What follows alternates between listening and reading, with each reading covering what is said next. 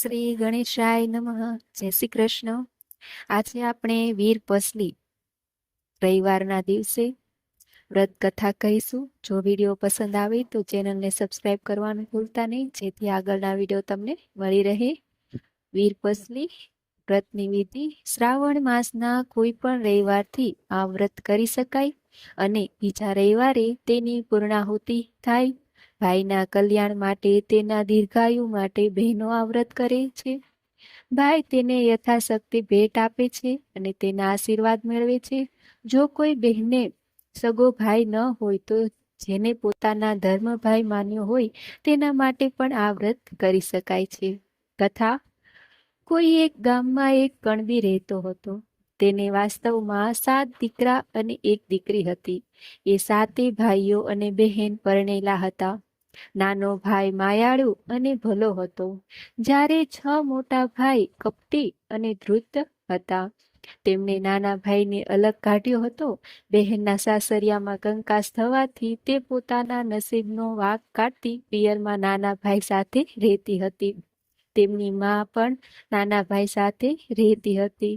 મોટા ભાઈઓ છળ કપટ કરી ખૂબ પૈસા બનાવીને બેસી ગયા હતા, જ્યારે નાનો ભાઈ ખેતરમાં મજૂરી કરી માંડ માંડ ગુજરાન ચલાવતો હતો. આથી નાના ભાઈને મદદ કરવા બહેન મોટા ભાઈઓ પાસે કામ માંગવા ગઈ. ત્યારે અભિમાનથી છકી ગયેલી તેની ભાભીઓએ કહ્યું, નણંદબા, તમારાથી થાય તો ઢોર ચરાવવાનું કામ કરો. બહેને તો કામ જોઈતું હતું, આથી તેને હા પાડી. સાંજે ભાભીઓ જે કાંઈ વધ્યું ઘટ્યું ખાવા આપે તે ઘેર લઈ જઈને વેચીને ખાઈ જતી. એક વખત તે ઢોર ચારી રહી હતી, ત્યાં કેટલીક છોકરીઓએ વ્રત કરતી જોઈને તેને પૂછ્યું, બહેનો, તમે આ શેનું વ્રત કરો છો? એક છોકરીએ કહ્યું, આજે વીરપસલી છે, અમે વીરપસલીના દોરા લીધા છે. એ દોરો અમે ભાઈના જમણા હાથે બાંધીશું અને ભાઈનો ખોબો ભરાય એટલું અનાજ રાંધીને અમે જમીશું. બહેને કહ્યું, એનાથી શો લાભ થયો? છોકરી કહે, ભાઈ બહેને યથાશક્તિ ભેટ આપે અને બહેને ખુશ થઈને ભાઈને આશીર્વાદ આપે, જેથી ભાઈનું આખું વર્ષ સુખ શાંતિમાં પસાર થાય. બહેને પૂછ્યું, આ વ્રત કેવી રીતે કરવાનું? છોકરીએ કહ્યું, આ વ્રતમાં દોરાની 8 શેરો લઈ તેની 8 ગાંઠો વાળવાની અને 8 દિવસ રોજ સવાર સાંજ દોરાને ધૂપ દેવાનો. એ પછી જ જમી શકાય. 8 દિવસ પૂરા થાય એટલે દોરો પીપળે બાંધી દેવાનો. આમ કહી તેણે 8 દોરા બનાવી આપ્યા અને કહ્યું, આમાંના 7 દોરા તમારા ભાઈઓના કાંડે બાંધજો અને 8મો દોરો 8 દિવસ પછી પીપળે બાંધી દેજો. બેને હરખભેર એ દોરા લઈ લીધા અને તેમનો આભાર માની તે ત્યાંથી ઘેર આવી. દોરાની ધૂપ દઈ જમવા બેઠી. 8 દિવસ સુધી તેણે દોરાની ધૂપ દીધો. 8મે દિવસે બહેન તો હરખાતી ભાઈઓના ઘેર ગઈ અને દોરા બાંધવા માંડી, પરંતુ ભાભીઓને છણકા કરી તેમના કાંડામાંથી દોરા કઢાવી નાખ્યા અને નણંદને હળધૂત કરીને કાઢી મૂકી. બહેન નિરાશ થઈ ઘેર પાછી આવી. એ વખતે નાનો ભાઈ હાજર હતો. તેણે હેતથી નાના ભાઈના કાંડે દોરો બાંધ્યો. ભાઈએ સ્નેહથી 1.25 શેર કોદરા જે તેને ખેતરમાં વાવવા વાણિયાની દુકાનેથી ઉધાર લીધા હતા તે આપ્યા. સાથે માટીનું 1 ઢેફું અને તાંબાનો 1 પૈસો આપ્યો. બહેને ભાઈના ઓવારણા લેતા કહ્યું, ભાઈ, કોદરા એ મારે મન કમોત છે, માટીનું ઠેફું એ ગોળ છે અને તાંબાનો પૈસો એ રૂપિયો છે. મારી જયા ભાઈના પ્રેમ આગળ લાખ રૂપિયા પણ વિસાતમાં નથી, માટે તું ઓછું ના આણીશ. બહેન ઘરની બહાર આવી ત્યાં એક ચમત્કાર જોયો. આંગણામાં પડેલા એક ખાટલા પર તેનો પતિ આવીને બેઠો હતો. ઘણા વર્ષે તે આજે તેને તેડવા આવ્યો હતો. મા પાસે સાસરે જતી દીકરીને આપવા જેવું કંઈ પણ ન હતું. આથી તે મોટા દીકરાઓની વહુ પાસે ગઈ. તેમને પોતાના ઉતરેલા સાડલાની પોટલી સાસુમાને આપતા કહ્યું, નણંદબાને અમારા તરફથી આ ભેટમાં આપજો. સાસુએ ખુશ થઈને પોટલી દીકરીને આપી દીધી. જમાઈ દીકરીને લઈ ચાલતો થયો. ચાલતા ચાલતા એક તળાવ પાસે આવ્યા. સવારે નાહ્યા ધોયા વગર નીકળ્યા હતા એટલે બહેન નાહવા પડી. નાયા પછી તેને વર પાસે સાડલો માંગ્યો. પતિએ કહ્યું, કયા રંગનો સાડલો આપું? આ સાંભળી બહેન વિચારમાં પડી.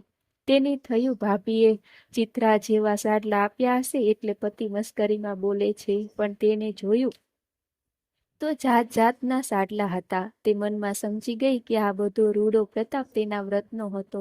તેને બીજી પોટલી છોડીને જોયું તો નાના ભાઈએ આપેલા તાંબાના પૈસા સોના મહોર બની ગયા હતા.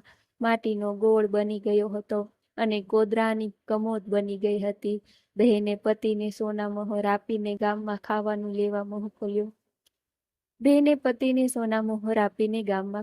લેવા મોકલ્યો. એટલામાં ફરી એક ચમત્કાર થયો. તળાવના કિનારે સરસ મજાનું ભવ્ય મકાન બની ગયું. બહેન તો તે મકાનની ત્રીજા માળની બારીમાં શણગાર સજીને પતિની વાટ જોતી ઊભી હતી. થોડી વારે તેનો પતિ આવી પહોંચ્યો અને તળાવના કિનારે આવું આલીશાન મકાન જોઈ વિચારમાં પડી ગયો. ત્યાં ત્રીજા માળની બારીએથી તેની વહુએ બોલાવ્યા અને કહ્યું, સ્વામી, આ બધો રૂડો પ્રતાપ મારા વ્રતનો છે. અંદર આવો, હું જલ્દી રસોઈ કરી નાખું. બહેને ચૂલો ખોદવા માંડ્યો, પણ જ્યાં ત્યાં ખોદે ત્યાંના સોના મહોરો નીકળે. આથી તેને ધરતીમાને પ્રાર્થના કરી કે હે ધરતીમાં, હવે ખમૈયા કરો, ચૂલા વગર હું રાંધી સી રીતે? છેવટે તેને એક જગ્યાએ ખોદ્યું, ત્યાં માટી નીકળી અને ત્યાં ચૂલો બનાવી તેને રાંધવાની તૈયારી કરી. આમ ભર વહુ ખાય છે અને પીએ છે ને મજા કરે છે. આ બાજુ બહેનના ગામમાં એકાએક દુકાળ પડતા તેના પિયરિયામાં મજૂરી કરવા માટે પરગામ જવા નીકળ્યા. ચાલતા ચાલતા બહેનના મકાન પાસે આવ્યા. તેમને આશા બંધાય કે અહીં જરૂર કામ મળી રહેશે, રોટલા મળી રહેશે. ત્રીજા માળે ઉભેલી બહેને ભાઈ ભાભીઓને ઓળખી કાઢ્યા. તેને 6 ભાઈઓને અને ભાભીઓને બાગમાં સખત મજૂરી કામે લગાડી દીધા અને નાના ભાઈ ભોજાઈ તથા માતા પિતા પોતાની પાસે આરામથી રાખ્યા.